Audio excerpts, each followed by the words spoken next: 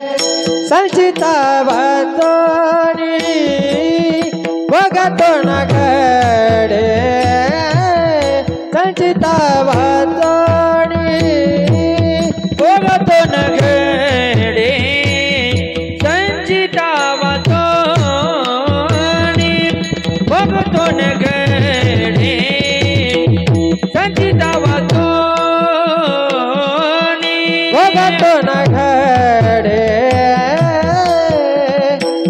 संचिता वाचोनी बघतो ना घडे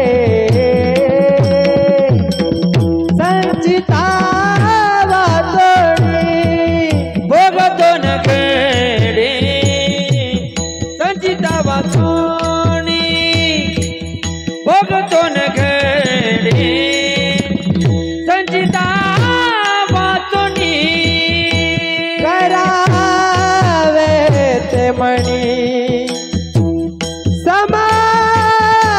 समाधान करावे ते मणी समाधान मनवणी मणी मानू नये केदू मनवणी मणी मानू नये केदू मनावा गोविंद वेळोवेळा करावे ते म्हणे समाधान हे मनवुनी म्हणे मानू नये गेलो मनवुनी म्हणे मानू नये गेलो मनावा गोविंदू वेळो वेळा मनावा गोविंदू वेळो वेळा ओ मनावा गोविंदू मनवा गोविंदू हे मनवा गोविंदू हे मनवा मनवा हे मनवा गोविंद मनवा गोविंदू वेळो वेळा नवा गोविंदू मनावा मनावा मनावा मनावा मनावा रे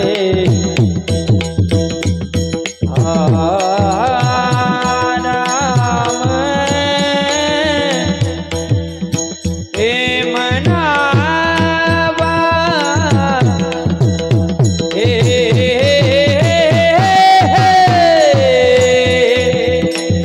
हो राम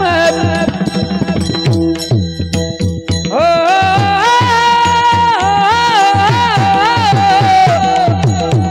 हे मनवा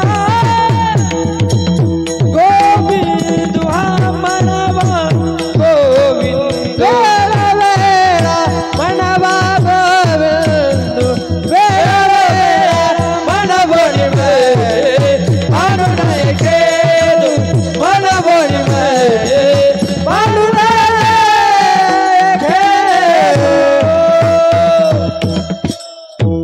विठ्ठल विठ्ठल विठ्ठल भोगतो नघडे संचिता वाचोनी करावे ते मनी समाधान मनवोनी मनी मानू नये केदू म्हणावा गोविंदो वेळोवेळा. प्रस्तुत आजच्या पुण्यस्मरण दिनाच्या चिंतनाकरिता घेतलेला अभंग. या भूतलावर जन्माला आलेल्या फक्त जीवांचाच नाही तर जड जीवांचा उद्धार करण्यासाठी आपला देह अखंड झिजविणारे, ज्यांची आई कनकाई, वडील बोलोबा, जे राहणारे देहू निवासी, ज्यांना जगद्गुरु, श्रेष्ठ, श्रीमंत, संत अशा अनेक पदव्या प्राप्त असणारे, वैराग्यश परममूर्ती, संत हृदय सम्राट, विश्ववंद्य, विश्वभूषण, महाराष्ट्र भूषण, देवमान्य संत जगद्गुरु तुकोबराय, पाचव्या गाथारूपी वेदाची निर्मिती करणारे विभूती असणाऱ्या तुकोबरायांचा हा 4 चरणाचा अभंग आहे. विठाला विठाला विठाला विठाला विठाला विठाला विठाला विठाला. प्रस्तुत अभंगामधला प्रतिपाद्य विषय असा आहे: भोगतो नगडे संचिता वाचोनी, करावे ते मनी समाधान, मनवोनी मनी मानू नये केदू, म्हणावा गोविंदो वेळोवेळा. आपलं जीवन हे प्रारब्धाच्या अधीन आहे. जगद्गुरु तुकोबराय म्हणतात, आपण स्वतंत्र जरी वाटत असलो तरी काहीच गोष्टी आपल्या हातात आहे, परंतु काही गोष्टी मात्र देवाच्या हातात आहे. त्यापैकी जन्म आणि मृत्यू हा आपल्या हातातला विषय नाही, तो परमेश्वराच्या हातातला विषय आहे. विठ्ठल विठ्ठल विठ्ठल विठ्ठल विठ्ठल. आणि म्हणून जन्माला आल्याबरोबरच आपलं प्रारब्ध हे सटवीनं डिक्लेअर केलेले, इंग्लिश मध्ये फायनल, ते ठीक आहे ना, जाहीर झालेलं आहे. आणि म्हणून जन्माला आल्याबरोबर आपल्या कपाळावरती जो टाक टाकलाय त्याचा उल्लेख सुद्धा ज्ञानोबरायांनी ज्ञानेश्वरीत केलेला आहे. ज्ञानेश्वरी हा अगाध ग्रंथ आहे. बघा ज्ञानेश्वरी काय सांगते ऐका. ज्ञानेश्वरी मध्ये असं लिहिलंय: का लल्लाटीचे लिहिले न मोडेगा काही केले, काळे गोरे पण दुतले फिटोनेने. का लल्लाटीचे लिहिले. ज्ञानोबराय म्हणतात, सटवीनं लल्लाटीवरती जो टाक टाकला, तुका म्हणे कर्मरेखा कदा न चुके ब्रह्मदिका. ब्रह्मादिक देवाला सुद्धा तो बदलवता येत नाही. पुढे असं लिहिलंय. काय लिहिलंय त्या असणाऱ्या श्लोकामध्ये, संहितेमध्ये, कपाळामध्ये असं लिहिलंय: आयु कर्मच वित्तम विद्या निधन मेनच, पंचयतानी सृजन्ते गर्भस्थ सैव देहिना. विठाला विठाला विठाला विठाला विठाला विठाला विठाला विठाला.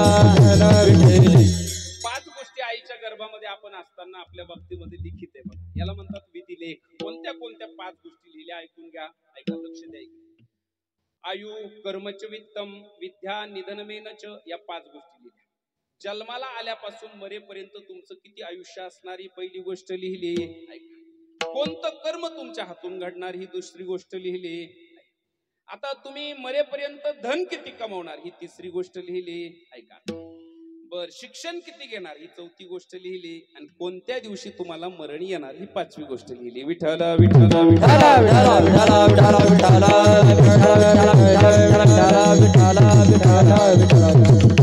मग त्या असणाऱ्या सटवीच्या टाकामध्ये जे लिहिलंय त्याप्रमाणे सगळं घडेल, त्याच्यामध्ये बदल होणार नाही. विसोबा काकांचा एक अभंग आहे: जे जे असेल प्रारब्धे, जे असेल प्रारब्धे, जे असेल प्रारब्धे, जे असेल प्रारब्धे,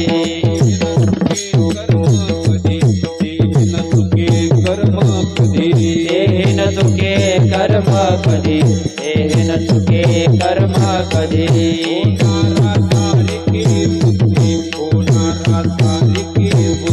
होणारा सारखे बुद्धी, होणारा सारखे बुद्धी. कर्मरेषा प्रगटे, कर्मरेषा प्रगटे, कर्मरेषा प्रगटे, कर्मरेषा प्रगटे.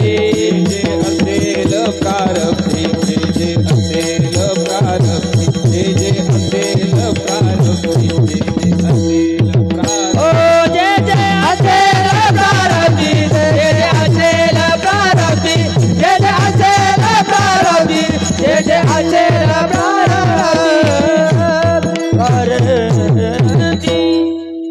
काय गोड लिहिले बरं का. थोडं लक्ष द्या विषयाकडे सुद्धा. नुसतं बोलणं महत्वाचं नाही, किंवा ते आपण जे नांगरणी करतो त्याच्यामध्ये नांगरट पुरी होणं महत्वाची नाही. खोलवर योग्य त्या पद्धतीने त्याला पलटी बसली का नाही या सगळ्या गोष्टी महत्वाच्या असतात. तसं कीर्तन नुसतं सुरू केलं बोलायचं म्हणजे नुसतं बोलत राहून पुढे जाऊन चालणार नाही, ते ऐकणाऱ्याच्या लक्षात आलं पाहिजे. मग असं लिहिलंय त्याच्यामध्ये की तुमच्या कपाळावरचा टाक जो टाकला तो मुंगीपासून ब्रह्मदेवापर्यंत बदलता येत नाही. त्याच्यात 5 गोष्टी लिहिल्या. आणि मग ते तसं लिहिलंय. पुढे विसोबा काकाने त्याला दुजोरा दिला: जे जे असेल प्रारब्धे, जे जे असेल प्रारब्धे, ते न चुके कर्म कधी. ते कर्म चुकू शकत नाही जे तुमच्या प्रारब्धात. आणि म्हणून प्रारब्ध हे तुम्ही जन्माला आल्यावर नाही लिहिलं गेलं, जन्माला यायच्या आधी लिहिलं. कसं लिहिलं बघा, मला असं वाटतं, पहिले रचा प्रारब्ध फिर रचा शरीर, तुलसी चिंता काहे करे भजने रघुवीर विठ्ठल विठ्ठल विठ्ठल पहिले रचा प्रारब्ध फिर रचा शरीर. पहिलं प्रारब्ध लिहिलं मग शरीर तयार. मग प्रारब्धात जसं जसं आहे तसं घडल्याशिवाय राहणार नाही. तुम्ही काही प्रयत्न करा, जे प्रारब्ध आहे ते मात्र टाळता येत नाही. एका जनार्दनी भोग प्रारब्धाचा फक्त एकच पर्याय, हरी कृपे त्याचा नाश झाला.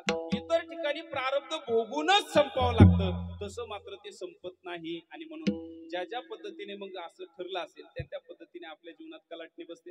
आपण म्हणतो विहिरीवर नको जायला पाहिजे होतं, पाणी भरपूर होतं तरी का गेला नाही, त्या करंटमुळे मृत्यू हे ठरलेलं होतं. तो काळ जो आहे ना त्या त्या पद्धतीचे रूप घेतो. तो कधी गाडी बनतो, कधी डांबरी बनतो, कधी रस्त्यातला दगड बनतो, कधी तो वाघ बनतो आणि त्या ठिकाणी ससा असणार त्याचे जे शिकार आहे ते बनून त्याला गिळंकृत करतो. असतो मात्र काळच. विठ्ठल विठ्ठल विठ्ठल विठ्ठल विठ्ठल विठ्ठल विठ्ठल विठ्ठल विठ्ठल.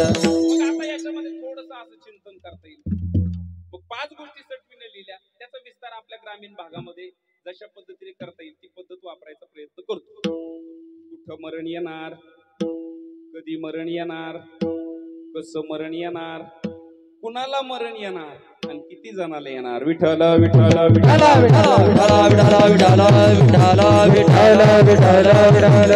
सुद्धा ठरलेलं आहे कुठं मरण येणार. लक्ष देऊन ऐकून घ्या, प्रस्तावना चालू आहे अजून. कुठं मरण येणार, जिथं ठरलं तिथंच मरण येणार. बघा ते एकच उदाहरण त्याच्यासाठी परमार्थातलं फार सगळ्यांच्या पाठ आहे.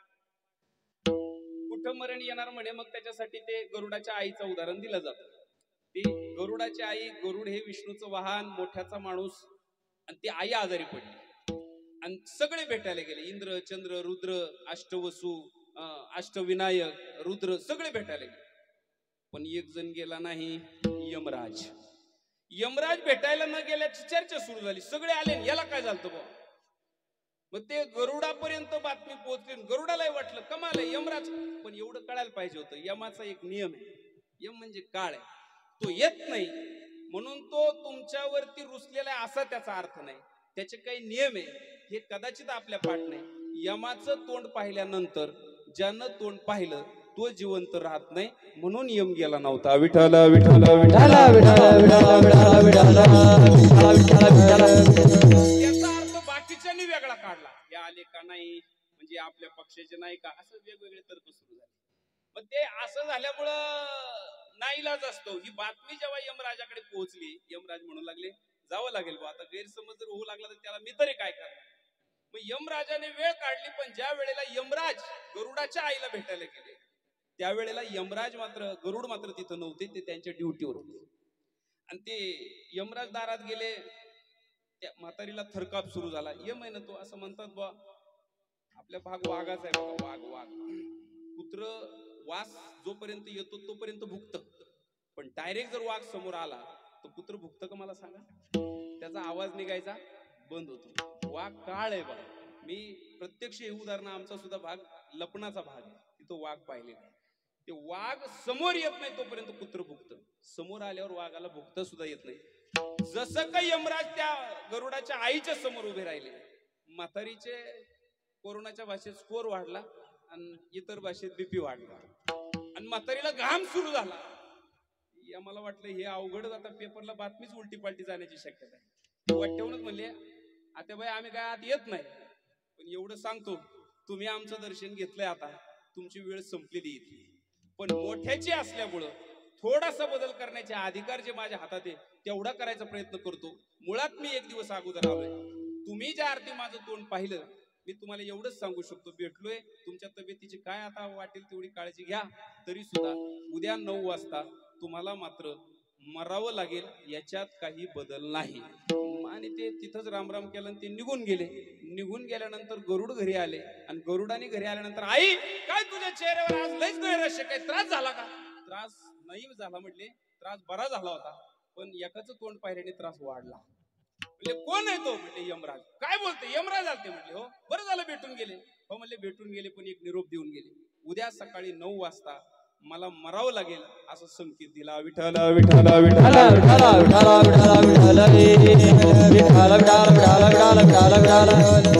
अगांबर हा शब्द ना सहाती. आता मरण कोणाला आवडतंय बुवा? मरण कोणाला काय आवडत नाही. म्हातारी मरायला इच्छा नाही म्हातारीची म्हणून तर आधी बरी केली. गरुडराज म्हणले काळजी करू नको, मला एक पर्याय म्हणले. काय? माझ्या पाठीवर बसून तुला अशा जागेवर नेतो. त्याला काय ते हजारवाडीतली म्हातारी सापडणार नाही असं गरुड म्हणला आणि तिला पाठीवर बसवलं. अशा गतिमान वेगाने तिला हिमालयाच्या गुहेत नेलं आणि हिमालयाच्या गुहेमध्ये आत बसवलं आणि तेवढ्यात ते परत बाहेर निघाले. कधी? त्यांना हिमालयात पोहोचायला एक रात्र लागली बघा. सकाळी दिवस उजाडला, 9ला उगा 1 मिनिट बाकी होता आणि तिथं हिमालयाच्या गुहेजवळ पोहोचले. ते आत गेले, माघारी तोंड करून पाहिलं म्हणजे गरुडाने म्हातारीला आत सोडलं आणि म्हातारीनं त्याला विचारलं, भाऊ आता ड्युटीवर जपून जा, मी इथं लपून राहते, असं जपून जा लपून. एवढं म्हणून तर मागं पाहिलं, गरुडाच्या मागं हे बाबा उभेच तिथं. जे आहे म्हातारीनं पुन्हा डोळे पांढरे केले. म्हणले आई तुला काय झालं? म्हणजे तो मागं बघ. मागं पाहिलं म्हणजे रामकृष्ण हरी. तुम्ही कधी आले? म्हणजे मी आधीच आलेलो आहे, वाट बघत होतो. म्हणजे वाट बघत होतो म्हणजे असं आहे, काल तुमच्या आईला मी सांगितलं होतं त्या 9 वाजता तुम्हाला उद्या जावं नेणार आहे, पण मी हे सांगायचं विसरलो होतो की तुमचं मृत्यू ठिकाण. मी काय म्हटलं कुठं येणार आहे, कुठं, कसं, कधी, कुणाला, हे 4 टप्पे पाहिजे. कुठं येणार आहे तर ते यमराज म्हणले मी फक्त काल एवढंच सांगायचं विसरलो, तुम्हाला उद्या 9 वाजता मरण येणार आहे. पण ते हजारवाडीत नाही, ते हिमालयाच्या मुख्य गुहेच्या द्वाराजवळ येणार आहे. आणि मला सुद्धा कालपासून चिंता होती, एवढा हजारो मैल अंतर कोण पुरं करीन? तुझाच पोरगा घेऊन आला, धन्यवाद. मग तिला कळालं मरण काय टळूस ते मरणाचं ठिकाण काय बदललं नाही. विठ्ठल विठ्ठल म्हणजे काय बा? कुठं मरण येणार? जिथं ठरलं तिथं मरण येणार. दुसरा मुद्दा, कुणाला मरण येणार? ज्याच्या ऊसाची चिठ्ठी फाटली त्याचाच ऊस तुटून जाणार. हे असं या भाषेत बरं का, लक्ष देऊन ऐका. ते ज्याचं मरण ठरलं त्यालाच येणार, किती लोक एकत्र असू. पहिलं सांगितलं कुठं येणार, दुसरं कुणाला येणार. गावातून ट्रिप निघाली आणि ते कोणती गाडी म्हणते का त्याला, मोठी गाडी लक्झरी, आणि त्याच्यात एक गावातले एकाच गावातले 100 लोक आणि ऐन त्या दुसऱ्या भागात राज्यात डोंगरातून गाडी निघाली आणि डोंगरातून गाडी निघायला लागली, पाऊस सुरू झाला. 6-7 वेळा वीज आली आणि ते एसटी जवळ आली. एसटी जवळ येऊन वीज मागं जायची. हजारवाडीचे एक म्हातारं हुशार होते, ते म्हणले ज्या अर्थी वीज एवढ्या बारी येऊन परत चालली त्या अर्थी आपल्या गाडीत कोणीतरी पायाळू असलं पाहिजे.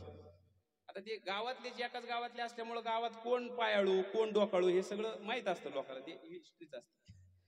आणि मग ते त्यांनी माग नजर फिरवली. ते म्हणले बेखाता द्या तुम्ही उतरा, म्हणले खाली तुम्ही पायाळू.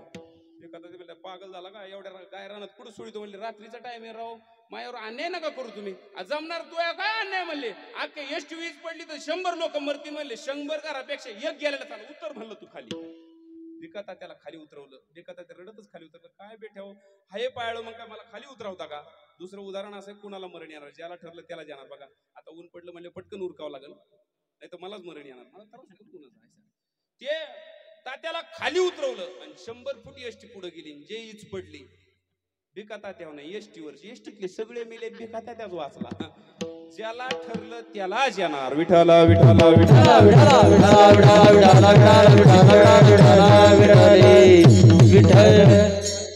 मग ते कुठं येणार, कुणाला येणार, कसं येणार?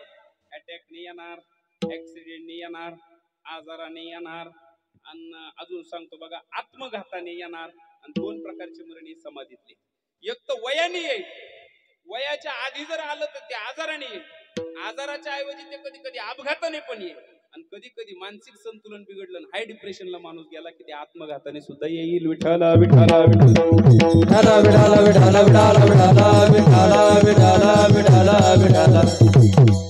म्हणून आता मुद्दे संपले. कुठं येणार, कुणाला येणार, कसं येणार आणि कधी येणार? जेव्हा ठरलं तेव्हाच येणार. बघा कधी येणार म्हणजे काय, काहींनी 100 वर्ष पूर्ण केले. आता तितका वेळ नाही मला. 1 अब्ज 60 कोटी देखा 30 लक्ष सहस्र लेखा 7 सेती 9 मास बापा तया हिरण्यकश्यपा काय झाले. 1 अब्ज 60 कोटी 30 लाख 10,700 वर्ष 9 महिने एवढे हिरण्यकश्यपाला होतं. तेव्हा त्याला 1400 वर्ष चांगदेव महाराजाला, 1400 वर्षानंतर त्यांनी समाधी घेतली. बघा अजून 10,000 वर्ष राजा दशरथा, 14 चौघड्या लंकानाथा, 10 सहस्र राजा दशरथा, 10,000 वर्षानंतर त्या ठिकाणी दशरथ राजाला, 14 चौघड्या रावणाला. अजून मार्कंडेय ऋषीला किती होतं माहितीये का? मार्कंडे ऋषीला एक 14 कल्पापर्यंत आयुष्य होतं. आता ते लय मोठा आकडा आहे, तेवढा मला सांगायला वेळ नाही. असं म्हणतात बा, कलियुग आहे 4,32,000 वर्षाचं, द्वापार आहे 8,64,000, त्रेता 12,96,000, कृतयुग 17,28,000, त्याचं एकत्रित बेरीज 43,20,000 गुणिले 14 14 कल्प असं असं आहे. आणि ते 14 कल्प आयुष्य त्याचं तोंडी गणित काढायचं ठरलं तर 7 खड्डे डोक्या एवढे आणि हत्तीचा पाय बसन असे.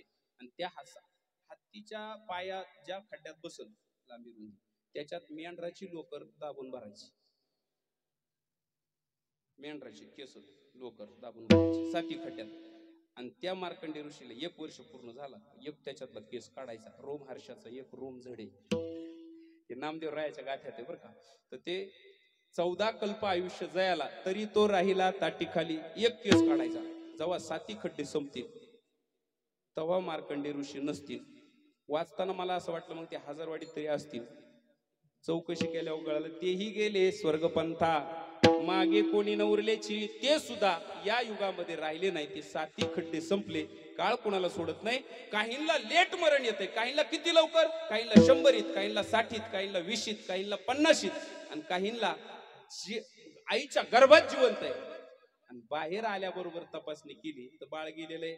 जन्मा आले बाळ, जन्मा आले बाळ, जन्मा आले बाळे, जन्मा आले बाळ. त्याची वाट पाहे काळ, त्याची वाट पाहे काळ, वाट पाहे काळ, त्याची वाट पाहे काळ, त्याची वाट पाहे काळ, त्याची वाट पाहे काळ.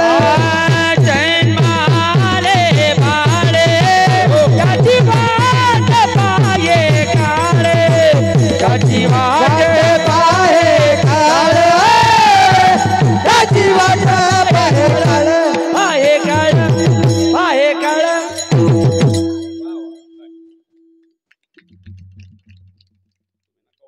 आम्ही उक्त घेतलेले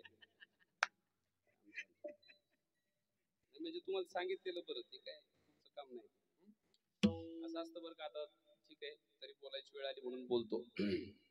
ते कीर्तनकाराचं कीर्तन, जसं दुकानदाराचा ग्राहक ही देवता आहे, तशी कीर्तनकाराची ऐकणारी मंडळी ही देवता आहे. प्रभू तुम्ही महेश याची या मूर्ती म्हणून म्हटलंय. आणि मग कीर्तनकाराने कितीही जरी अभ्यास करून आला तरी त्याचा टांगा कसा पलटी करायचा नाही कळलं. हे बसणाऱ्यांच्या डोक्यात असते बघा. त्यांनी जर का त्यांच्या चेहऱ्याचे हावभाव, प्रतिक्रिया, जे काही कीर्तन भरती येण्यासाठी जे काही सांगितलंय शास्त्राने, थोडं स्माईल करा, टाळी वाजवा, म्हणजे विशेष शब्दाचा प्रयोग झाला तर टाळी वाजवा. टाळी वाजवायला रोग आला तर आपले थोडं म्हणजे काय घोटाळा माहिती का, मी आहे ढवळपुरीहून आलोय, हे सांगितलं पाहिजे. ते जाग्या जाग्याचा आणि भाग्या भागाचा गुणधर्म असतोय, काही सुटत नाही. लक्ष देऊन ऐका. टाळी नाही वाजवता आली तर कमीत कमी स्माईल करावा. मन करा रे प्रसन्न, सर्व सिद्धीचे कारण. आणि हे दोन्ही नाही जमलं, मला असं वाटतंय की टाळी वाजवता नाही आली, स्माईल, कमीत कमी महाराज बोलतायत त्याला जेवढं कळलं बा त्याला होकार नकार दिला पाहिजे, म्हणजे त्या बोलणाऱ्याला अवधान येतं. तरी अवधान एक वेळ दिजे, मग सर्व सुखासी पात्र होईजे. ऐका, मग कुठंतरी आपण त्या धुरेवरती उभा राहतो. म्हणून निम्मी जबाबदारी ही तुमची आहे. विठ्ठल विठ्ठल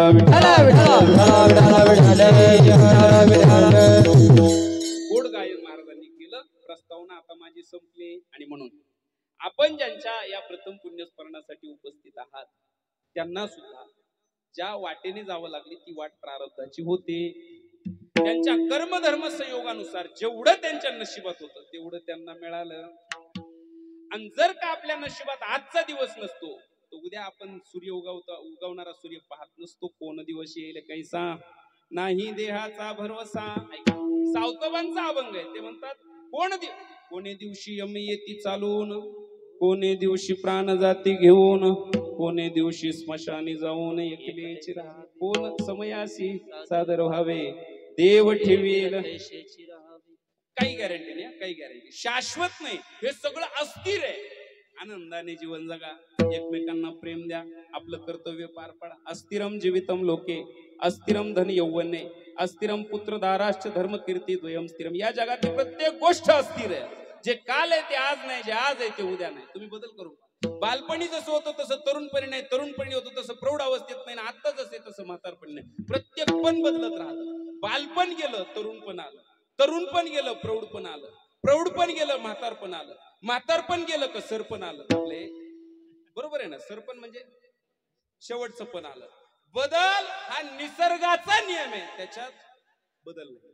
ते सतत बदल होत राहणं सृष्टीचा नियम आहे. गीता सुद्धा तुम्हाला तेच सांगते की एक सारखी गोष्ट कायम स्वरूपी टिकून राहत नाही, त्याचं नाव मृत्यू लोक आहे. विठ्ठल विठ्ठल जोड देताना माऊली काय म्हटले? उपजे ते नासे, नासिले ते पुनरपी दिसे. आणि हे पाठ करायचं. तुम्ही कितीही प्रगती केली, क्रांती केली, शिक्षण घेतलं आणि विज्ञानाच्या आधाराने तुम्ही आकाशाला जरी गवसणी घातली सरपंच सगळ्यांनी नव्या पिढीनं, तरी सुद्धा अध्यात्माशिवाय पर्याय नाही. मी विज्ञानाला नाकारतो अशातला भाग नाही, पण विज्ञानाला सुद्धा अध्यात्माची मदत घेतल्याशिवाय आपली सिद्धता सिद्ध करता येत नाही. विठ्ठल विठ्ठल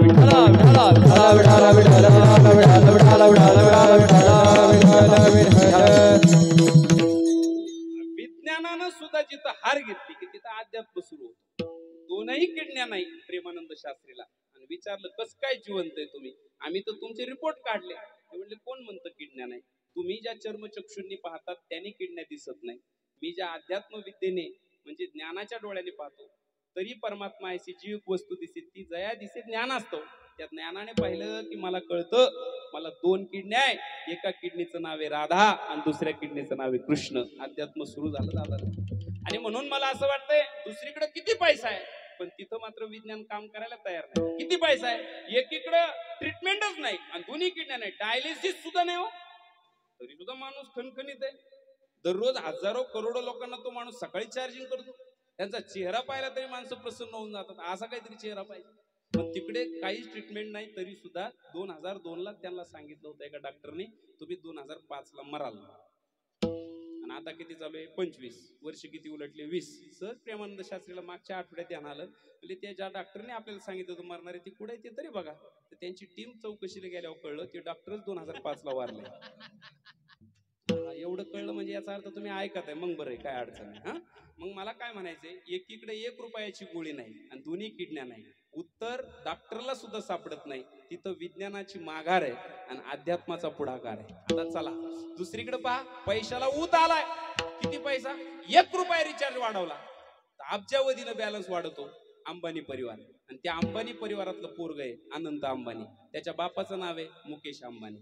आणि त्या अनंत अंबानीचं बघा, एकीकडे देव आणि एकीकडे पैसा, कोण सारखं आहे बघा तुम्ही. आता कोणाची ताकद जादा आहे?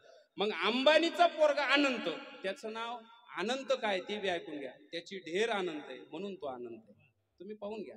आणि ती ढेर काय त्याला शोभत नाही. त्याला पाहिलं की मला एक गाणं आठवतं, अगडबम अगडबम नगारा सोन्याची जेजुरी देव गेले जेजुरा निळा घोडा. तळी रविवारी करू आपण, त्याची नाही बघा. त्याची अशी ढेर आहे महाराज सचिन महाराज. आणि ते असं चलत आहे, एवढ्या मोठ्या घराण्यातलं पोरग असं चलत आहे. आणि त्याच्या बापाचं म्हणणं पोरग सेफ व्हायला पाहिजे आणि पैशाला उत आलाय. कोणताही डॉक्टर असा मिनिटात इकत घेईल. आणि त्यांनी कोरी चेक काढून ठेवलेले. जगातल्या स्पेशलिस्ट डॉक्टरांना आव्हान चॅलेंज केलेले, पैसा लागन तेवढा घ्या. तुम्ही आकडा टाका, कोरा चेक आहे, तुम्हाला जेवढा आकडा लिहिता येईल तेवढा लिहा, फक्त पोरग बरं करा. एकही डॉक्टर बरं करायला येत नाही. नाही ते म्हणतो तो ह्या पोरावर ट्रीटमेंटच नाही. मी एका 2 डॉक्टरला म्हणलं काय येडे राव, द्या आकडा टाकून करून तर पहा, सुई तर हाना. ते म्हणले हल्ले असते पण जर हे मेलं नाही कळलं. मग म्हणलं नको, तुम्ही माय मागे या कीर्तनाला, तुम्ही नका लोड घेऊन घेण्या देण्याचं पुढं करायचं कुठं आहे का नाही. कसं असतं माहिती का, श्रीमंताचा चालला गाडा आणि गरीबाचा झोपड मोडा. ते आगावपणा करायचं नसतो तिथे. पण मला मुद्दा एवढा सांगायचा आहे, वर टक्कल आणि पुढं ढेर. पैसा भरपूर आहे पण सेफ नाही. आणि इकडे प्रेमानंद शास्त्रीकडे रुपया नाही पण अजिबात मरण नाही. विठ्ठल विठ्ठल विठ्ठल. आणि म्हणून देवाची सत्ता सगळ्यात मोठी. एका जनार्दनी भोग प्रारब्धाचा इथपर्यंत माणूस जर पोहोचला नाही तर मग मात्र अडचण येऊन जाते. म्हणून आज ज्यांचं पुण्यस्मरण आहे ते कैलासवासी तीर्था भागाचे सूळ. आपल्याकडे वेळ कमी, शॉर्टकट मध्ये घेणार. एक बाप या नात्याने फार मोठी जबाबदारी या असणाऱ्या काकांनी पार पाडली. 4 मुली सोपी गोष्ट नाही. मागचा काळ आहे थोडासा. 4 मुली आहे, एक मुलगा आहे. मुलगा सुद्धा एक चांगला शिकवला बघा आणि स्वतः त्या ठिकाणी माळकरी आहे. जीवन चांगलं आहे हो, चांगल्या वाटेवरच आहे. परंतु दुर्दैवानं एक अपघाताचं वळण आलं आणि त्या अपघातामध्ये अकाली या ठिकाणी या काकांना जावं लागलं. विठाला विठाला विठाला आता काय मी मगाशी सांगितलं ना, आले देवाजीच्या मना येथे कोणाचे हरिचंद्र तारा राणी डोंबा घरी वाये पाणी. काही नाही, एकदा त्याच्या मनात आलं, तुम्हाला किती प्रिय व्यक्ती असू द्या ती नेल्याशिवाय राहत. ते पहलगाव मधली घटना बघा बरं किती बेकार आहे. सगळीकडे ते व्हिडिओ फिरले बघा. काय विचार करून गेले आणि काय घडलं. फिरायला म्हणून गेले, कपाळाचे कुंकू पुसावा लागले. ऐका, अवघड आहे. म्हणून मगाशी म्हटलं कोण दिवस येईल काही गॅरंटी. म्हणून फार जास्त भांडणं नका ठेवू राव. एखाद्याने जास्त कमी घेतला असेल, वावरा बिवराची भांडणं असतील. मी पण एक माणूस आहे, महाराज जरी असलो तरी मला शरीर माणसाचे. मी नेहमी माझ्या भावाच्या बाबतीत विचार करत असतो, मी जर महाराज नसतो तुझ्यासारखा असतो शेतकरी, तर मग मात्र मला भांडावं लागलं असतं माझ्या हक्का करता. पण माऊली ज्ञानोबरायाने उभी मोठच डोक्यावर धरली जयाची द्वारे.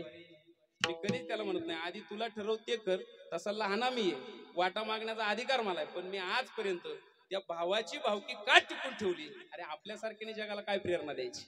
मी आधी स्वतः तसं जगा आणि मग लोकांना शिकवा. मी आहे बा, मी खात्री देईन की मी तिथं बऱ्याच ठिकाणी माझी वैयक्तिक माघार काय, आपण ज्ञानाच्या वाटेवर आहे, आपण वारकरी वाटेवर आहे, आपल्याकडे बुद्धी आहे, बुद्धीचे वैभव, म्हणून त्या पद्धतीने आपण जगलं पाहिजे. काही गॅरंटी नाही.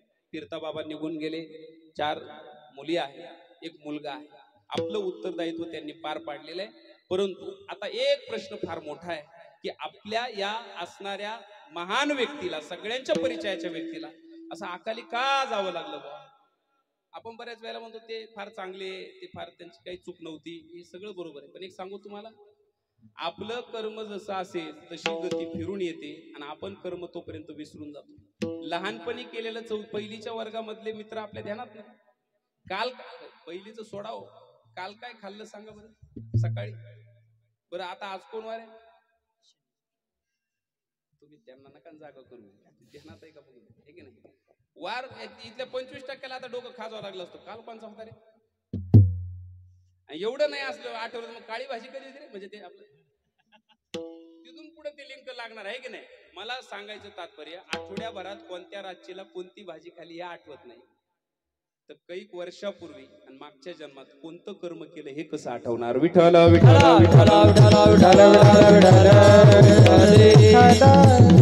मग असेच काही कर्म असतात.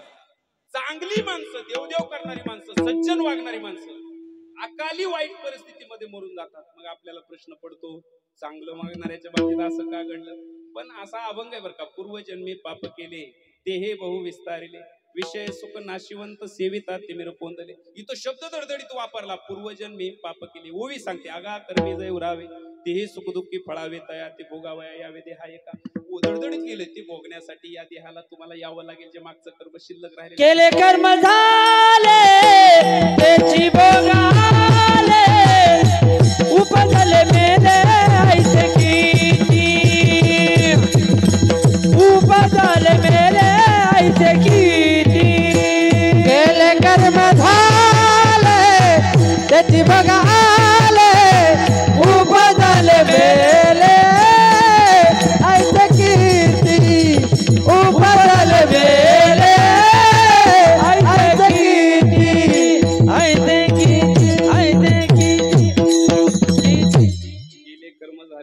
भोगा आले उपजले मेले ऐसे किती. आता याला डायरेक्ट न्याय देऊन टाकू. कर्मे दशरथ वियोगे मेला, कर्मे श्रीराम वनवासा गेला, कर्मे रावण क्षय पावला, वियोग घडला सीता देवी. आणि याच्या पाठीमाग कारण काय, परियेसी गवारा सादर, भिल्ले वदिले शारंगधर, कर्म कारणीभूत आहे. आता इथं आलंय भिल्ले वदिले शारंगधर. आपण जे काही कर्म करतो ते कर्म परत आपल्याला भोग द्यायला येतं. कर्म चांगला असेल तर चांगल्या रूपाने भोग द्यायला येतं. अज्ञानपणात, लोभापोटी, स्वार्थापोटी चुकीचं कर्म घडलं तर त्या पद्धतीने ते भोग द्यायला येतं. आता 4 पैसे गोड लागले, नंतर जर का ते नियमात बसलं नाही, त्याचा जर का फेरा आपल्यावर पडला तर दुःख घडल्याशिवाय राहत नाही. गणित बसतंय का बघा बरं का. मला असं वाटतंय म्हणून जीवन जगताना आजचा विचार न करता जरा लांबचा विचार करा, पुढचा विचार करा, दूरदृष्टी ठेवा. दूरदृष्टी ठेवून कर्म केलं तर रडायची वेळ येत नाही. बरोबर आहे का, बरोबर आहे का, लक्ष देते का बघा बरं का. आता एखादी गोष्ट गोड लागेल पण उद्या जर तिच्यामुळे रडायची वेळ आली तर परवडणार नाही. हा विचार कधी करावा? कर्म करतानाच करावा. नको देवा लाखाचा खळखळाट. गरीब राहिलो तरी चालेल, पण लाखाच्या खळखळाटाबरोबर जर कोणाचा तळतळाट आला तर माणसं माणसात राहत नाही. घरात नोकरी लागत नाही, नवरा बायकोत पटत नाही, झोपलं तरी झोप येत नाही. हजारो घरातली उदाहरणं आहे. विठाला विठाला विठाला म्हणून अभंग आहे. जोडून या म्हणून वाईट कर्म करायचं नाही, ते नंतर भोग द्यायला येतं. म्हणून शक्यतो प्रयत्न करायचा. बाबडी जवळचा बांध बाबडी जवळच ठेवायचा, शेवग्याजवळ न्यायचा. चुकलं का काही? आपल्या इटा घ्यायच्या, मंदिराच्या विटा आणायच्या. म्हणजे आहे का नाही? 3 लिटर येतं ते 2.5 विका, पण 6 विकायचं.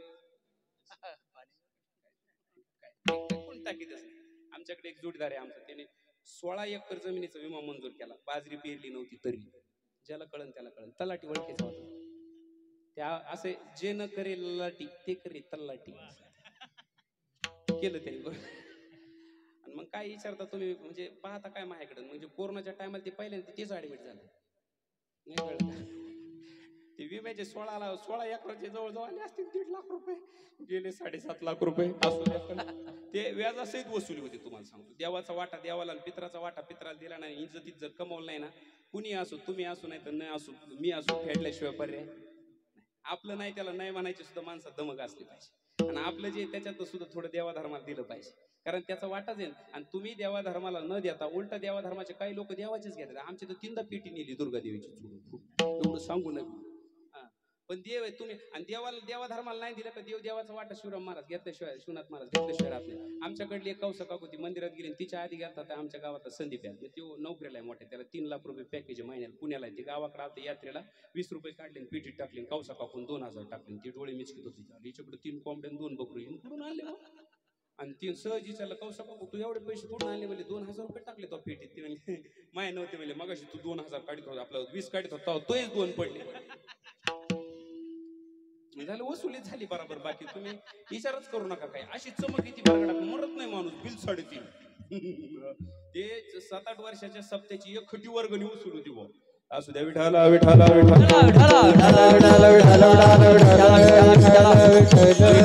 सुंदर प्रमाण दिलंय. केले कर्म झाले, त्याचे भोग आले, उपजले मेले.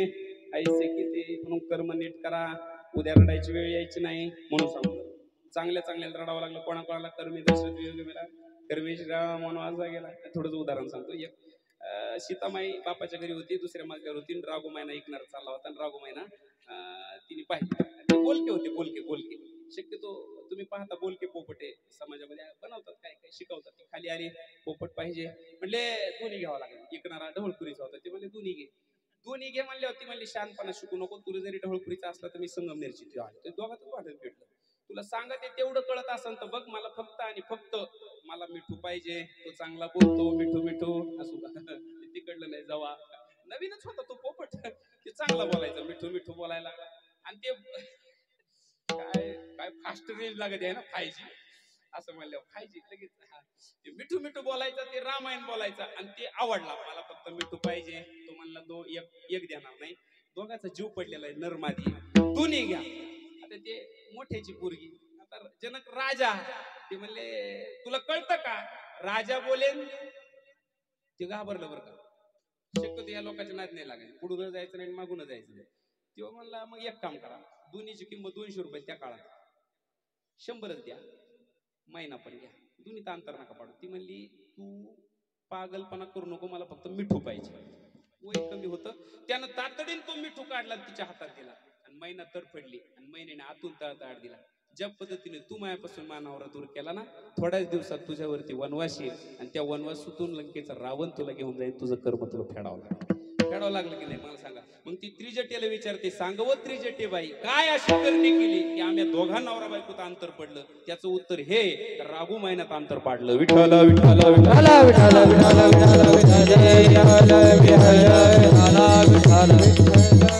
उदाहरण एवढंच आहे.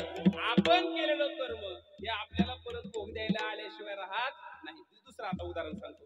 सजन नावाचे महात्मा आहे. ते जगन्नाथपुरीच्या वारीला चालले, एक ठिकाणी घरी गेले. त्या बाईनं आग्रह केला चहा घ्या म्हणून आत गेले. आणि तिने दरवाजा लावला आणि सांगितलं माझी इच्छा पूर्ण करा. ती डायरेक्ट शॉर्टकट आणतो. तो म्हणला जाई येऊ माते न करी सायास, माझ्याकडून असला काही गैरप्रकार घडणार नाही. आता ते सजन म्हणजे दिसायला देखणे होते सगळं. हे डोक्यातून गैरसमज काढा की कधी कधी गडीच फक्त बाईवर बाळतो. असे सुद्धा इतिहासात प्रकरण आहे का बाई सुद्धा गड्यावर बाळतो.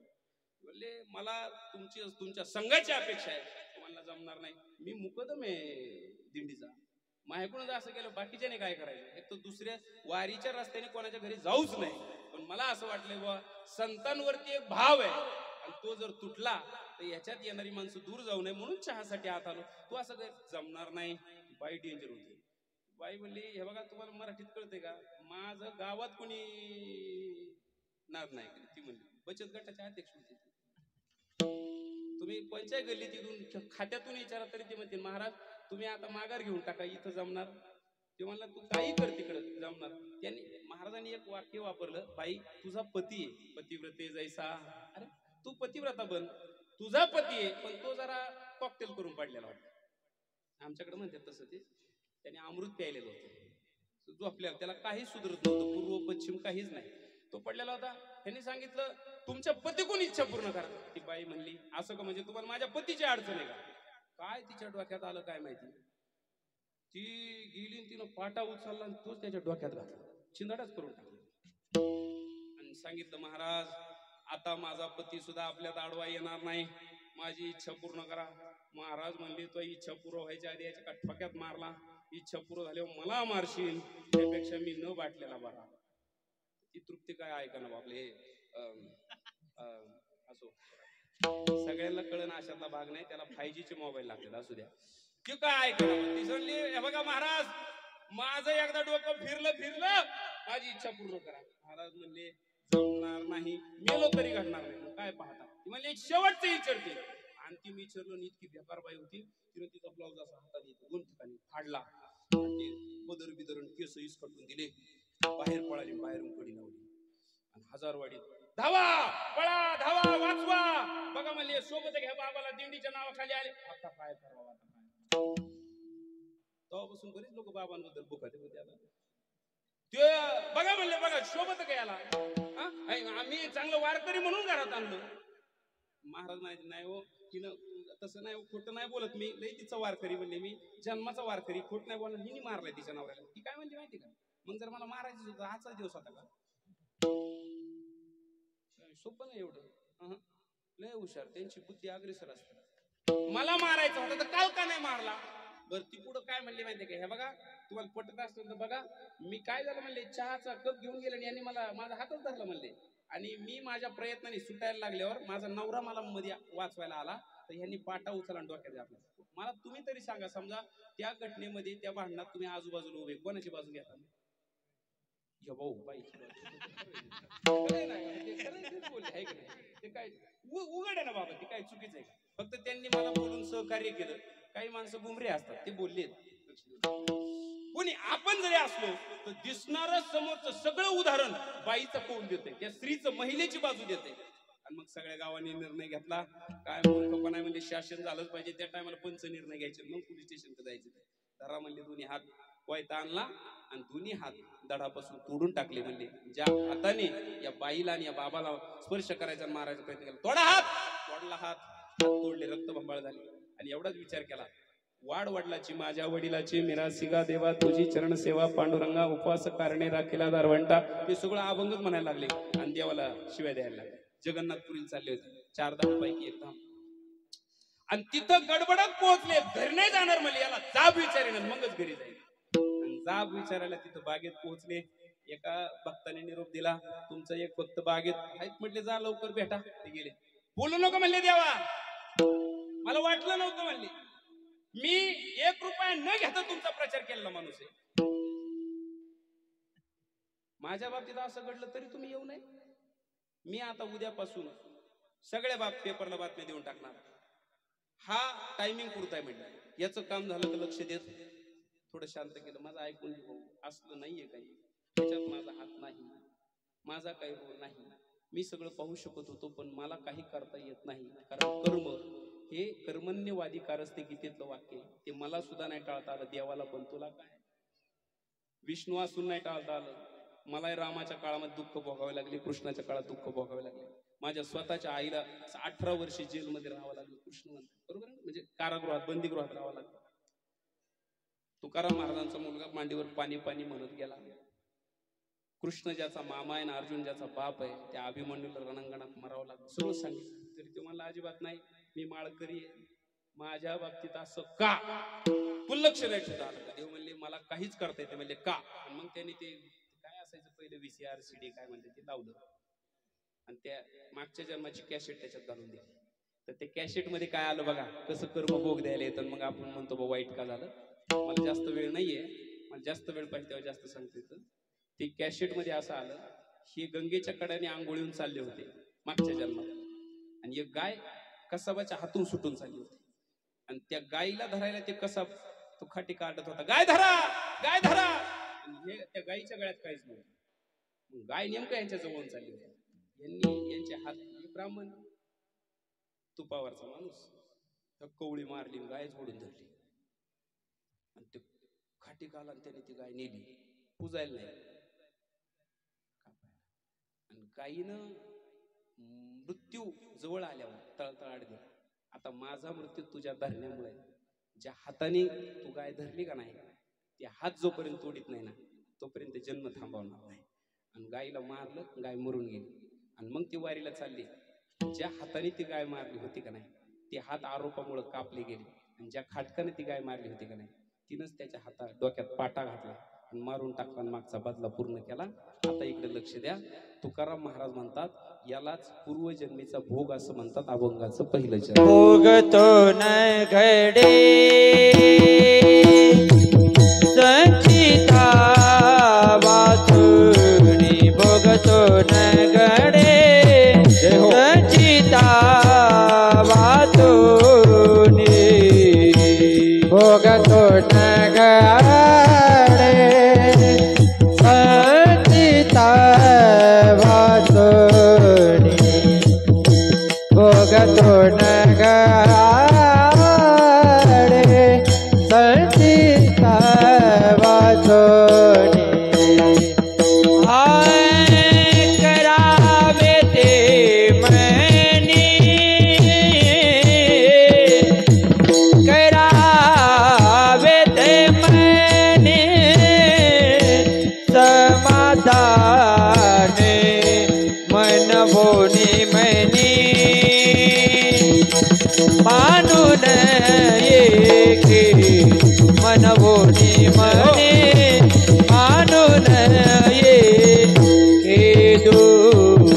करावे ते मनी समाधान, करावे ते मनी समाधान, भोग तू मन भोनी मनी मानून एके, मन भोनी मनी मानून एके.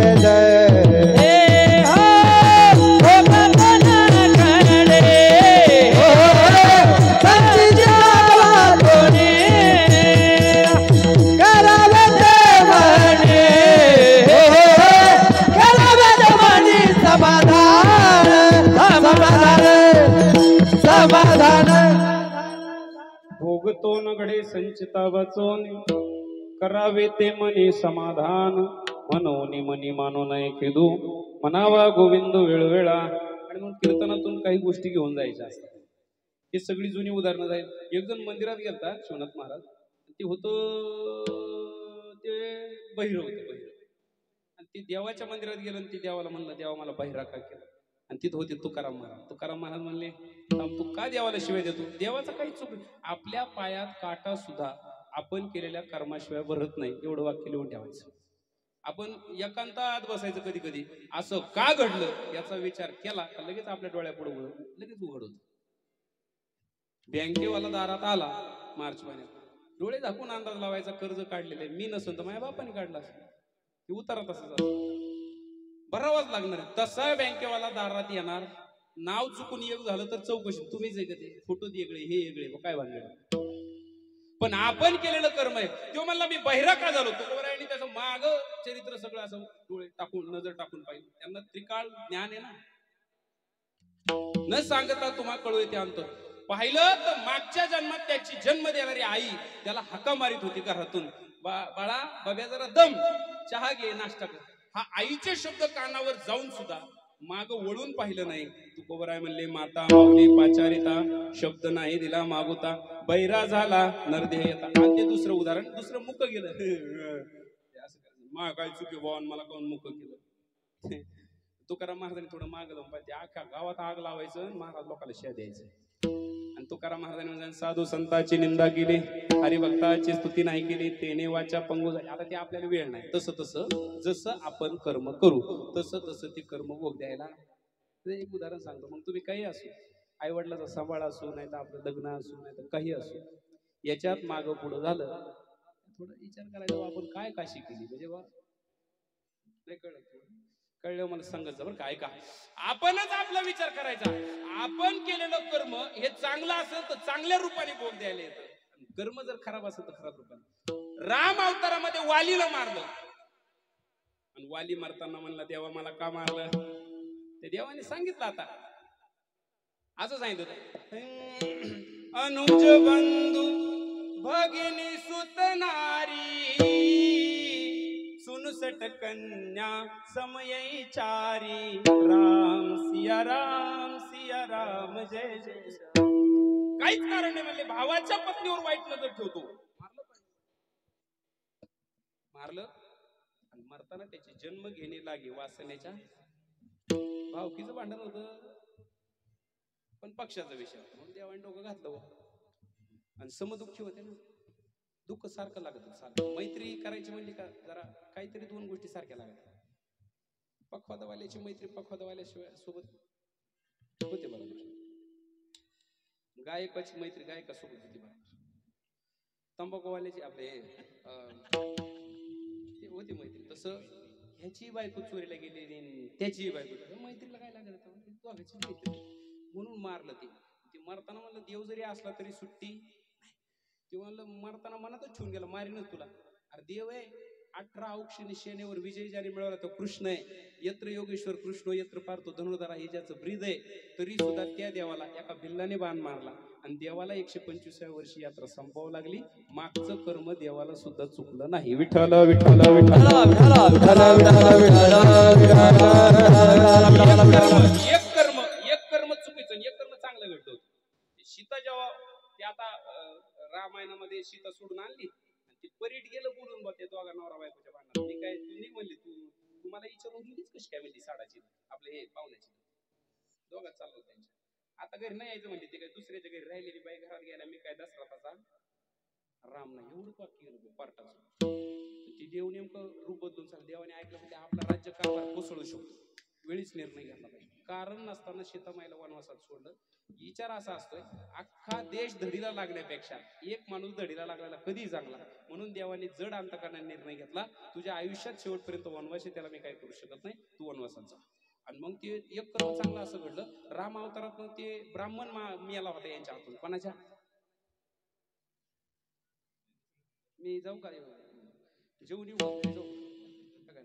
कोणाच्या हातून घडलं होतं ते. राम कोणी, ब्राह्मण कोणी मारला नाही हो.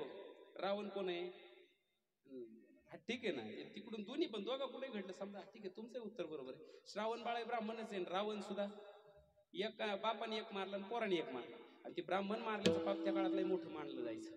आणि त्याच्यामुळे ते थोडा दुष्काळ पडला. दुष्काळ पडल्यामुळे त्यांनी सांगितलं बा की तुम्ही 16,108 यज्ञ करा. आणि ते यज्ञ करा म्हणल्यावर पण ते 16,108 यज्ञ म्हणजे काय किरकोळ यज्ञ नाही ना हो. आणि ते यज्ञ करायचं म्हणलं का सत्यनारायण जरी घालायचं म्हणलं तरी आपली बायको पाहिजे हाताला हात लावायला. आणि राजानेच तो यज्ञ करायला पाहिजे. त्या टायमाला राजा राम आणि रामाची बायको सीता. सीता कुठे होती, तुम्ही बोलत झाला बरं का, लिंकला विचारा. ती होती वनवासात. आणि वनवासात असल्यामुळे हे म्हणले आणा तिला परत. राम म्हणले हे बघा तुमच्याच बोलण्यापायी मी तिला सोडलं, आणि आता तुमच्या स्वार्थासाठी मी तिला आणू शकत नाही. मग ब्राह्मणांनी सल्ला दिला, यज्ञाला तर बायको लागणच. राम म्हणले पर्याय काही काढा, एक तर मी एक पत्नी एक वचनी, दुसरी तर करणार नाही आणि तिला तर आणणार नाही. मग एक ब्राह्मण माझ्या ओळखीचा होता, त्याला पुढे सांगा तुमच्या भाषेत. मग ते म्हणले सोन्याची शिता करा, ती यज्ञाला बसवा. आणि यज्ञ झाला का ती सीता परत रामनाला दान करा. तुम्हाला असं सहज म्हणतो मी सांगितलं नाही पद्धतशीर ओके दोघांचं बोलणं झालं. देव म्हणले हा हे कबूल आहे बा आपल्याकडे पैसा भरपूर आहे सोनं नाणं देव आहे ते. आणि 16,108 यज्ञ केले. सीता किती झाल्या 16,108. राम अवतारात 16,108 यज्ञात 16,108 सोन्याच्या सीता दान केल्या. कृष्ण अवतारात देवाला बायका किती मागच्या अवताराच्या दान केल्या ते अवतारात मिळाल्या. विठ्ठल विठ्ठल विठ्ठल विठ्ठल विठाला विठाला विठाला विठाला विठाला आता शेवटचे 5 मिनिटं एवढं लक्ष देऊन ऐकायचं. काय उन्हाचं टेम्परेचर जात आहे सुरू कितीला जरी केलं तरी ते वेळेत थांबवलं पाहिजे. म्हणजे हा माझा नियम जवळजवळ शाळेपासून सरपंच 11:30 जरी गेलो तर 5च्या आधीच गुरुजीला सांगायचं गुरुजी शाळेत तसंच होतो मी. हा ते काय गुरुजी काय म्हणत नव्हते माझा वेळ संपल्यावर काय करायचं खावा तिथं नाही असं बघा. तसं मी लहानपणापासून शांत असल्यामुळेच कीर्तनकार झाला. ते नाही कळत अजून.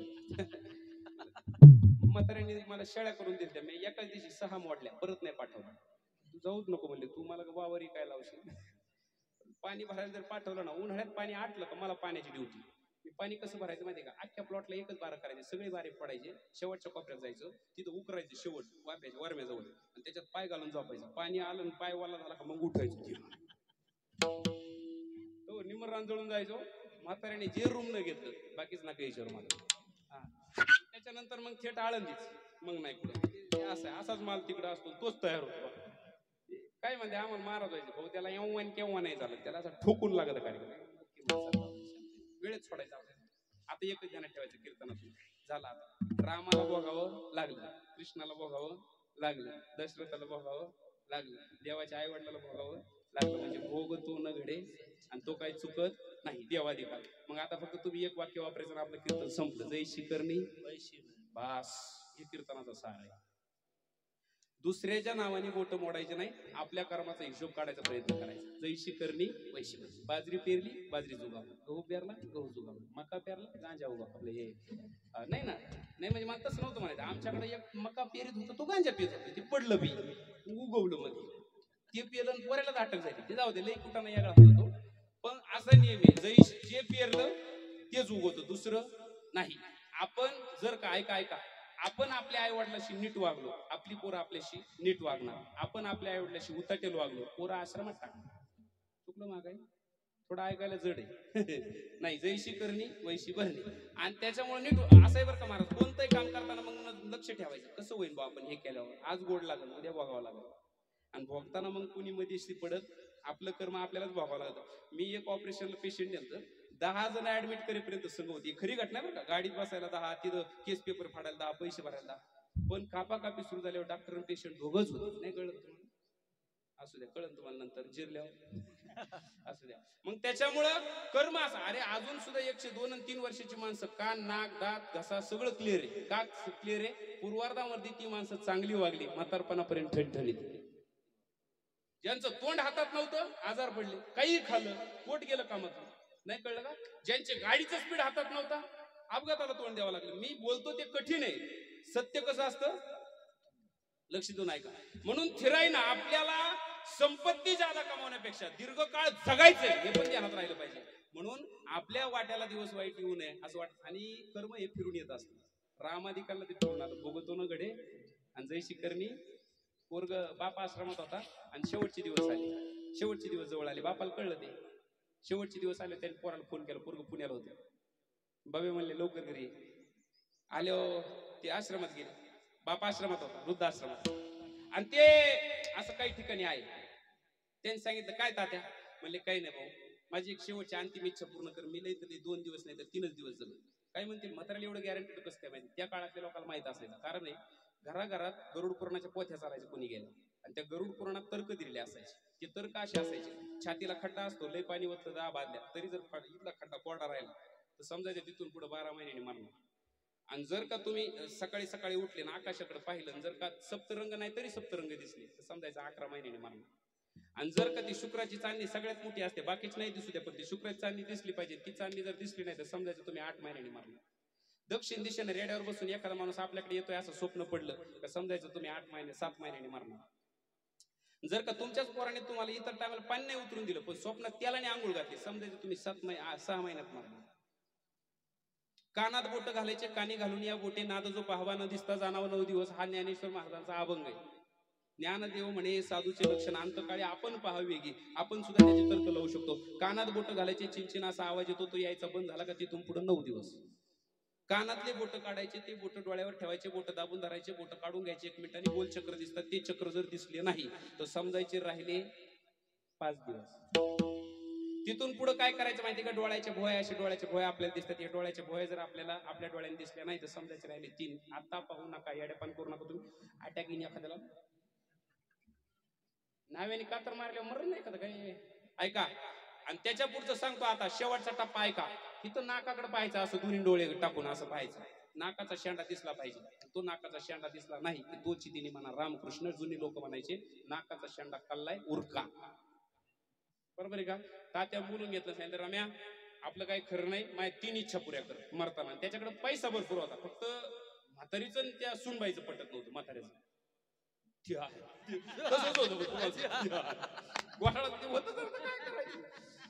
आता जमलो आता ओके झालं काही अडचण नाही रंगातच आणलंय त्यांनी मला ह्या अशी प्रतिक्रिया म्हणते आपल्याला मर्यादेचं वारं गेल्यावर काय फ्रेश बसलं पाहिजे पटलं बाबा. त्या ऐका आता लक्ष द्या लय बाहेर पुढे तुम्हाला सांगतो जे म्हणले ना आता जे त्यांनी आता रिप्लाय दिले त्यांनी ऐका तू रम्याला सांगितलं रम्या मी ज्या आश्रमात राहिलो त्या आश्रमात आत्ताच्या आत्ता बेड टाकून लय फरची तापती उष्माघाताने मेलेत काही म्हातारी इथं तू टाक फरची आपलं हे टाक काय बेड टाक बेड बेड आणि खिडक्या आहे ना त्याला जाळ्या टाक जाळ्या आणि ह्याच्यात एसी बसव. किती मागण्या झाल्या 3. एसीचं खिडक्याच्या जाळ्याचं आणि बेडचं बिल होतं 13 लाख रुपये. किती म्हातारं मरणार होतं 3 दिवसांनी. रम्याने विचारलं तुम्ही 3 दिवसात मरणार तर मग एवढा खर्च का. तात्या म्हणले हा माया करता नाही मी फरची दिवस काढले मला खिडकीतून 10 शिवून चावले मी ते दिवस काढले मला गरमाटात काही झालं नाही मी ते दिवस काढले पण उद्या जर तुला तो पोऱ्याने आश्रमात टाकलं तू नाही जगू शकत त्याच्याकरता नाही कळलं का तुझं सोपं नाही. तात्याने त्याला मिस कॉलच दिलाय आता तू तयारी कर मी निघालोय ठेवर का आणि बोलू का आता मला वेळ नाही राहिला रे शेवट महाराज याच्यावर उरकून घेऊ करू असं फिरून येतंय फिरून तुम्ही किती चॅप्टर असू द्या हजाराच्या कल्पामध्ये वासरू जर सोडलं ना ज्या गायचे त्याच गायला जाऊन येणार गावरान असतो. लक्ष देऊन ऐका तसं कर्म फिरून येतं त्याचं एक लय भारी उदाहरण देतो.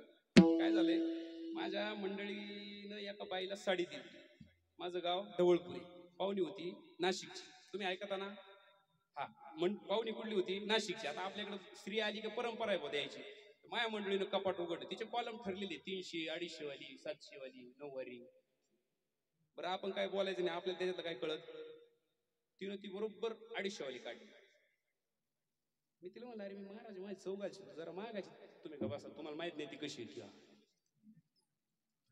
मी काय बोललो नाही काय मध्ये पडायचं तुम्हाला सांगतो तिनं ती साडी दिली शिवनाथ महाराज मी काय केलं मार्कर पेन घेतला आणि मार्कर पेनने त्या साड्याच्या कोपऱ्यावर असं नाव टाकलं यशवंत त्याला आधीची फुली मारली अशी खून केली दिली ती साडी. ते पुढे आले ते दोघी पुढच्या घरात कोको बिको लावून त्या बाई दिली बस साडी. त्याच्यावर जवळजवळ 1.5 वर्षांनी ना निमगाव घाण्याला मी गेलतो तिथे गेल्यावर मला असं कळलं जी साडी माया मंडळीने त्या नाशिकवाल्या बाय पाहुणेला दिली का नाही ती साडी तिथून चन्नापुरीला आली तिथून ती आळे फाट्याला गेली आळे फाट्यावरून ती भाळवणीला गेली आणि भाळवून निमगाव घाण्याला गेली निमगाव घाण्याला मिनमय मंडळी जागा नाही गेलो मंडळीला 30 साडी आली बघा काय ती जय शिकरणी ठोकायचं तुम्हाला सांगतो विठाला विठाला विठाला विठाला विठाला विठाला विठाला. हजारवाडीचे 3-4 कार्टे म्हणले उन्हाळ्यात फिरायला जायचे आणि ते गेले कुठं माहितीये का शिर्डीला तिथून रेल्वे जायची आणि त्यांना पंढरपूर मार्गे जायचं होतं पुढं आधी म्हणले पंढरपूरचं दर्शन घेऊन पुढे जाऊ. 4 जण शिकलेले आमच्या हजारी गुरुजीच्या शाळेत होते आणि ते 4ही पोरं त्याच्यातला एक आमच्या ढवळपुरीचा पाहुणा होता इथून तिकडे दुष्काळी भागात असल्यामुळे चॅप्टर ते रेल्वे स्टेशनला गेले रात्री 8 वाजता गाडी लागणार होती ती 8 वाजता गाडी आली पण ती तिकडूनच भरून आल्यामुळे जागाच नाही. ही ढवळपुरीवाला म्हणलं मी डबल एम ए म्हणजे मग तुम्हाला जागा करतो. हे बाकीचे म्हणले तू म्हणशील तसं त्याला काही हे पाटलाच होतं थोडं श्रीमंतच होतं. ह्याने काय केलं शेवटचा डबा गाठवला आणि शेवटचा डबा होता महिलांचा. ही शेजारच्या दुकानात गेलं 200 रुपये दिले डुप्लिकेट साप घ्याला तो साप खिडकीतून आत टाकला रातचा टाइम महिलांच्या डब्यात साप 8 टाकल्यावर ही तिच्या अंगावर ती तिच्या अंगावर 2 मिनिटात सुपडा साप. ह्याने पिशा 8 टाकल्या ना आत बसलून ती काय म्हणलं माहिती का बा ढोळकर नाद नाही करायचा आपण. इकडे बघा बरं का. आणि हे वाक्य जरा घरी घेऊन जा. जो म्हणतो का नाही असं केलं ना असं केलं का टांगा पलटीस. मी इकडलं बोलतो बरं का, तुम्ही त्याचा वेगळा अर्थ लावायचा. तुम्हाला सांगतो असं केलं म्हणलं बघा आपला नाद नाही करायचा. झाली का नाही जागा. बसली ती 4 जे गाडी पळायला लागली हे बसली होती 8ला. तो मला 10 पर्यंत मुंडकवर काढू नका नाही तो कंडक्टर येईन आपल्याला खाली टीसी रेल्वेच्या कंडक्टरला टीसी म्हणतात. ह्यानी मुंडके दाबूनच धरले. दौंडच्या पुढे गाडी गेली असं त्यांना वाटलं. त्यांनी मुंडकवर काढलं. तिथे स्टेशनला आहे. मग ते एक टीसी तिथंच होता. म्हणले ओ मामा इकडे हे कोणतं स्टेशन म्हणजे शिर्डी. आपण 8 वाजेपासून गाडी पळवते शिर्डीलाच कशी घरकी आणते. तसं नाही झालं म्हणले. शेवटच्या डब्यात साप शिरल्यामुळे हा डबा काढून टाकलाय. बाकीची रेल्वे निघून गेली. आणि याला काय वाटायचं माहितीये का शेजारची गाडी गेली का आपलीच पळती. आता कुठं काय म्हणा आता जैशी करणी. आणि म्हणून जैशी करणी म्हणून एक बोलू का आता जाता शक्यतो प्रयत्न करावा. कर्म करताना नीट करा. दूरदृष्टी ठेवा. आज चूक करू नका महाराज. आज पोरींनी पोरं जी निवडलीत ही दूरदृष्टी नाही आत्ताची दृष्टी आहे. तो मावा खाऊन दारात थुकला त्याच्या गाडीवर तू बसली का नाही मला 10 वर्षाच्या पुढे नांदून दाखव मी कीर्तन करायचं बंद करतो. दूरदृष्टी नाही तुला. आज जी चांगली पोरं आहे त्यांनी पाप केलंय. ज्याच्या गळ्यात माळ आहे त्यांनी माळ घालून पाप केलंय. ज्याने आईबापाला कधी उलटून बोला नाही त्यांनी पाप केलंय. ज्याला 10 एकर जमीन गुंठाभर सुद्धा इकली नाही त्यांनी पाप केलंय. आणि ज्याला कवडीचं सुद्धा व्यसन नाही त्या पोराने पाप केलं. आज त्यांचीच लग्न नाही आणि मावा खाऊन दारात थुकणाऱ्याच्या गाडीवर पोरी बसून जातात. मला सांगा प्रपंच होईल. उद्या रडायची वेळ आहे. ध्यानात ठेवा. माझ्याकडे वेळ नाही तेवढा. कोणतंही कर्म करताना त्याचा विचार त्या पद्धतीने जर केला तरच आपली गती नाही तर नाही. म्हणून एकदा आता हे कर्म जर का आपल्याला टाळायचं असेल तर त्याला शेवटचा पर्याय एकच आहे. त्या जगाच्या मालकावर सगळं सोडून द्या. तुका म्हणे भार घातल्यावरील होईल काय वारी नारायण. त्याच्यावर भार कसा घालायचा. जय जय विठोबा रखुमा जय विठोबा रखुमा जय विठोबा रखुमा जय Vithoba Rakhuma Vithoba Rakhuma Vithoba Rakhuma Vithoba Rakhuma Vithoba Rakhuma Vithoba Rakhuma Vithoba Rakhuma Vithoba Rakhuma Vithoba Rakhuma Vithoba Rakhuma Vithoba Rakhuma Kumaye, Barakumaye, Barakumaye, Barakumaye, Barakumaye, Barakumaye,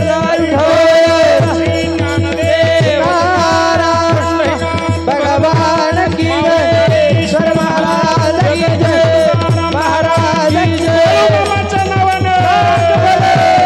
Barakumaye, jai, Barakumaye, Barakumaye.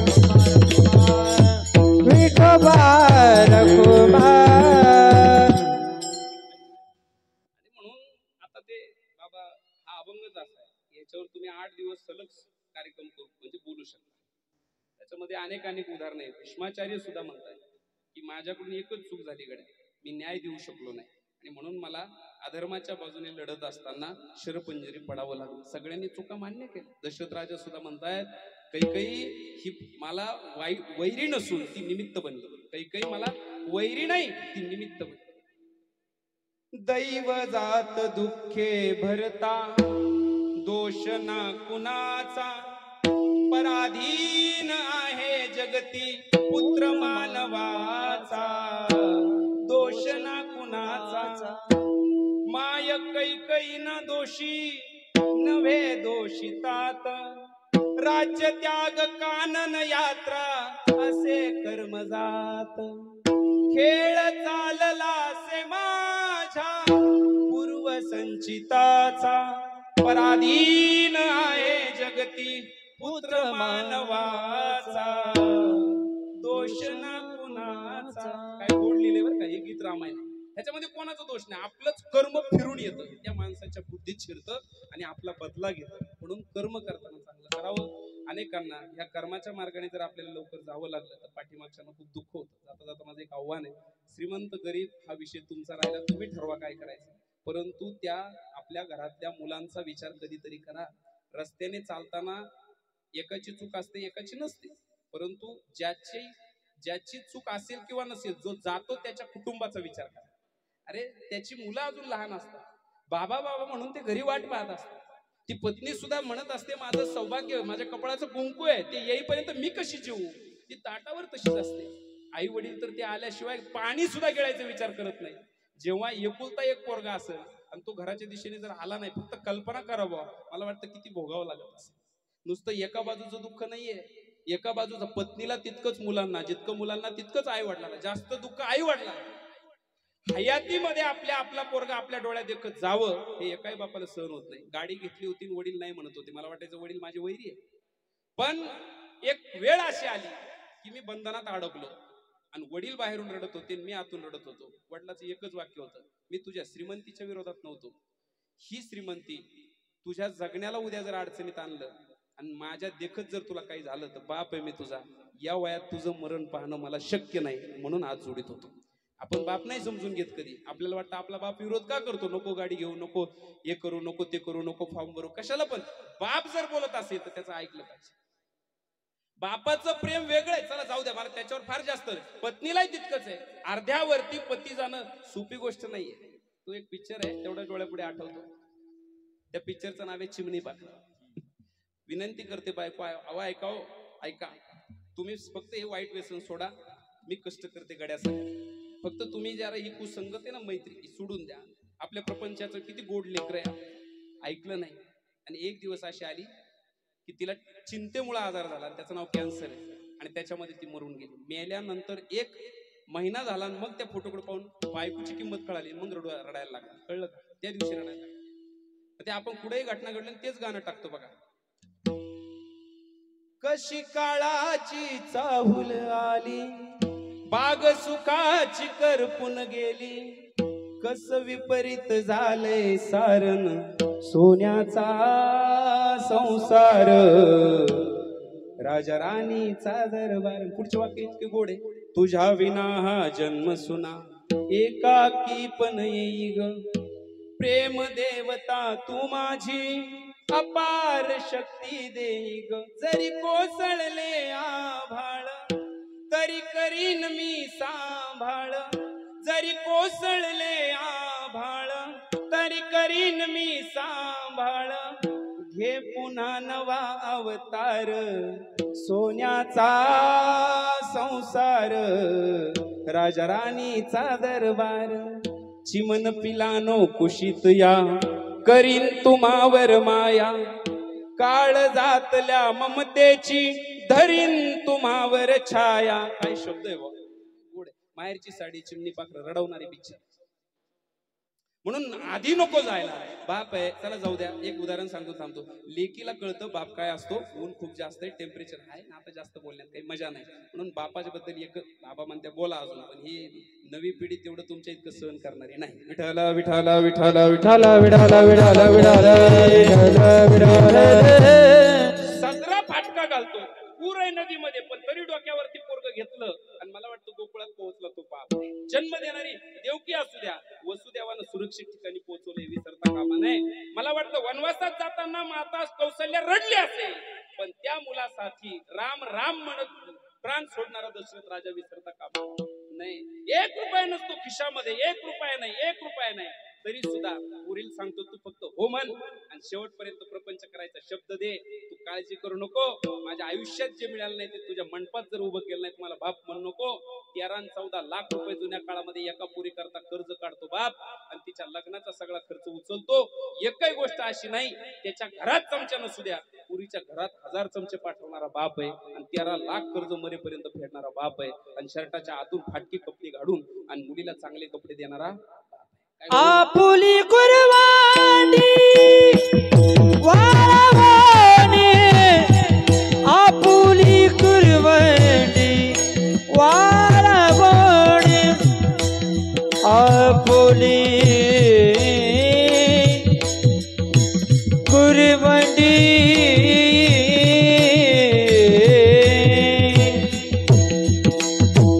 वाळवणी वाळवणी.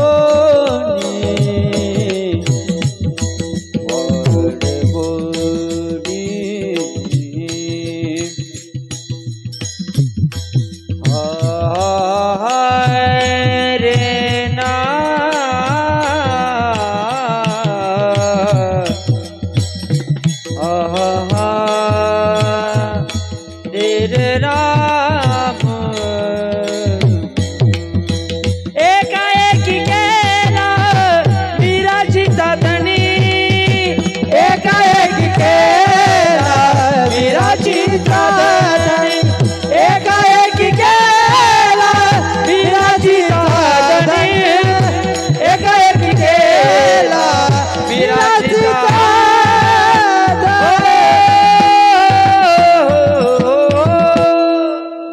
कष्टाचा काबाडी ऊस रानात तोडतो या भाकर पोरांना ठेवून कांड ऊसाच चाकतो या खमीस खवाटी फाटलेलं सुई दोऱ्यानं शिवलेलं माझ्या बापाच्या धोत्राला सदा तिगाळ जोडलेलं आली जत्रा गावाची बाप संगमनेला जायाचा उधार पाधार कापड पोराना आणायचा बाप ऐका. आणि म्हणून सांगू एक तुम्हाला ऐका, एकदा जर बाप मरून गेला की नाही प्रेम नावाची गोष्ट संपली. आपल्यासाठी झटणारी व्यक्ती संपली. निस्वार्थ पद्धतीने आपल्या उंचीवर गाठण्यासाठी नवस करणारी व्यक्ती संपली. देवाकडे नवस करावा लागतो. नवस न करता आपला नवस पूर्ण करणारा बाप असतो. तव मला बाप माझा डोंगरा एवढा वाटला तवा मला बाप माझा डोंगरा एवढा वाटला तवा मला बाप माझा डोंगरा एवढा वाटला तवा मला बाप माझा डोंगरा एवढा वाटला हे ऊन वारा पावसात कधी नाही आटला तवा मला बाप माझा डोंगरा एवढा वाटला तवा मला बाप माझा डोंगरा एवढा वाटला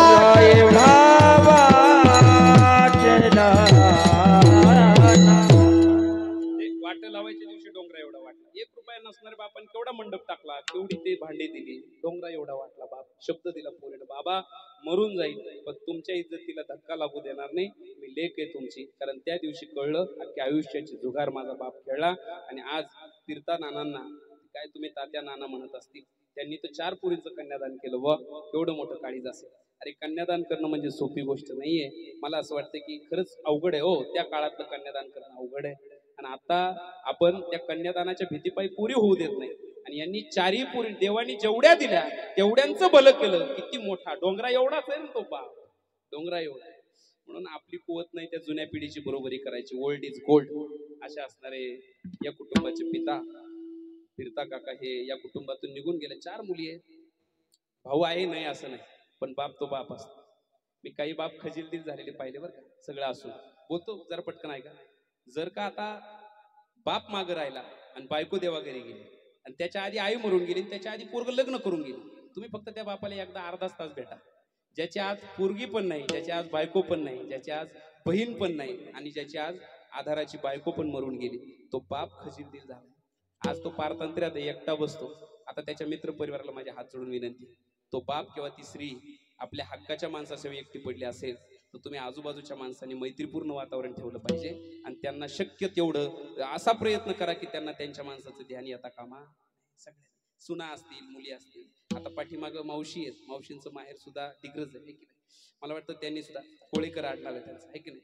आणि कोळेकर परिवाराने पाठवलेले ही लक्ष्मी, त्या लक्ष्मीचा आज कुंकू नाही आहे. आता तुमच्यावर आहे, अर्थात लक्ष्मणरावांवर आहे. लक्ष्मणराव चांगल्या नोकरीला आहे, पण अख्खं कुटुंब माळकरी. शुद्ध बीजा पोटी फळे रसाळ गोमटी, किंवा तुका म्हणे एका मरण्याची सरे उत्तमची उरे कीर्ती मागे. जाता जाता बाप मरत नसतो, बाप मुलांच्या वागणुकीने जिवंत असतो.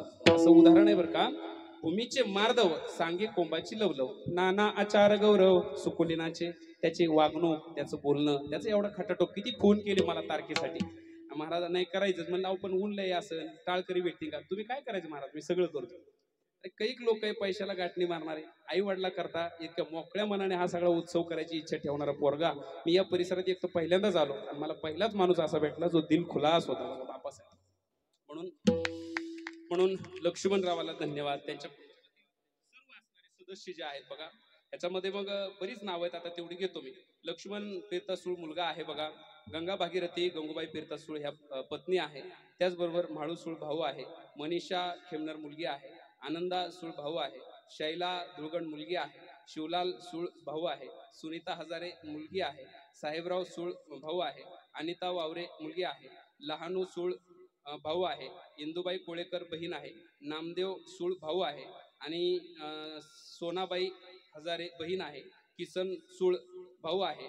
सो इथं ऐकलं का हे बघा बघा बरं का, भागाजी भागाजी भागाजी भागाजी मनाजी मनाजी मनाजी बाबा बाबा बाबा ठीक आहे. नंतर बोलू याच्यावर. कुमारी शांभवी सूळ नात आहे, अंबू सूळ भाऊ आहे, भास्कर सूळ पुतणे आहे, भीमा सूळ पुतणे आहे, चिमाजी सूळ पुतणे आहे, गणपत सूळ पुतणे आहे, दिनकर सूळ पुतणे आहे, रामनाथ सूळ पुतणे आहे, अनिरुद्ध सूळ पुतणे आहे, दत्तात्रय सूळ पुतणे आहे.